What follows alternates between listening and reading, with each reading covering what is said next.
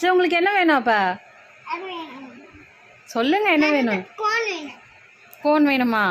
எந்த மாதிரி டிசைன் வேணும் உங்களுக்கு? சிம்பிளா வேணுமா ஹெவியா வேணுமா? போதுமா? நிஜமாவே போதுமா?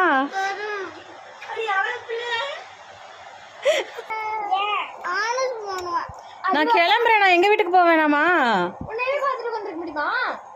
பாய். என் பேக் எடுங்க. கோன் தான் வச்சு விட்டுருக்கேன்ல.